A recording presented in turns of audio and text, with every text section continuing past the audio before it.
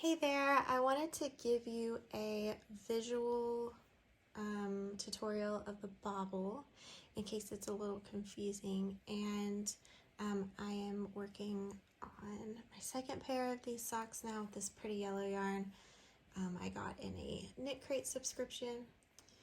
So I've already done one bobble here, and it's just a little tiny bobble, just a mini one, but I think they look really cute on this sock. So I apologize, I'm working with fingering weight yarn and tiny needles, which is not the best for a tutorial, but I'll try to get close so you can see. So I'm about to work a bobble in this stitch, and the first thing I'm going to do is a knit front back front. So if you're familiar with the increased knit front back, you knit into the stitch, and then without slipping it off the needle, you knit another stitch. You knit into that same stitch, from the back. So let me just start over. I'm going to knit, and then without slipping it off, I'm going to knit into the back.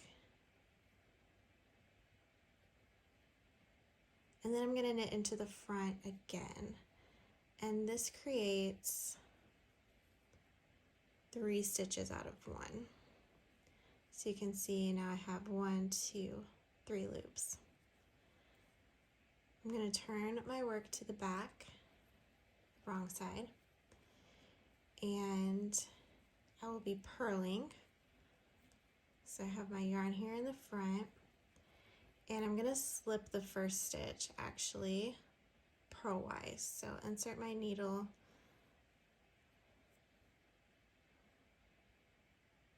from right to left, like I'm going to purl. These stitches are so tiny.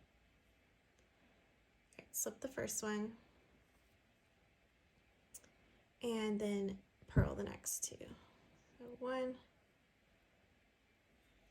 2. Okay, and now I'm going to turn my work back to the front, and you can see I still have those 3 loops for that 1 stitch. Now I'm going to slip the first stitch off knitwise, and you can see my yarn is in the back now. So slip it off knitwise, and then I'm going to knit these 2 together. So knit 2 together. Now I've got 2 loops, and I'm going to pass the first loop over the second one. And now I'm left with this little tiny bobble and 1 loop, so I didn't do any increases after it was all done.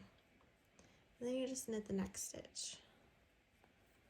All right, now I have this little gap here. That's okay. I will show you how to do the bobble one more time, and then I'm going to show you how to close those gaps on the next row.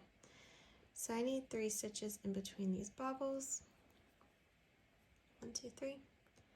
Now let's do this again. I'm going to knit front, back, front. So knit front, back, front. And all of this is in the note section of the pattern. Turn it to the wrong side, and you've got your working yarn in the front. Do you see this glitter in this yarn? Isn't that pretty? All right, slip the first stitch purlwise, and then purl the next 2. 1, 2. Turn back to the front without dropping any stitches. All right, slip the first one knitwise, knit 2 together, and pass the first loop, pass the first loop over the second. Here's your bobble. All right, I'm going to skip forward show you guys how to work the next round while closing those gaps. Okay, I just finished the bobble round. It definitely takes a little while, but the rest of the sock is stockinette, so you should be golden from here. I'm on the very next round after the bobbles, and I want to show you how to close those gaps that you see beside each bobble. So knit until you come to a bobble stitch. There it is. And then you're going to use your left needle to pick up that bar that connects these two stitches. You're going to pick it up from back to front. Make sure you get the whole thing. There it is. Make sure the yarn doesn't split. Alright, pick it up from back to front, and then you're going to knit it together with the bobble stitch.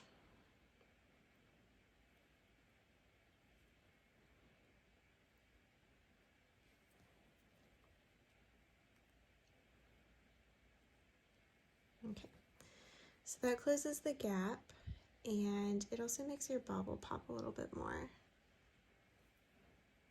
So then you'll knit to the next bobble stitch.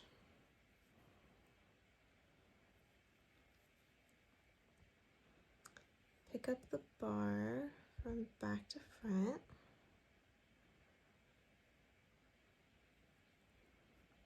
And then knit two together. This is a little tight. That's normal. My bobble stitches are really tight. Okay. So this round will be kind of slow as well, but from here you should be good. Okay, so that's all you do. You do that all the way around, and then you're good to go.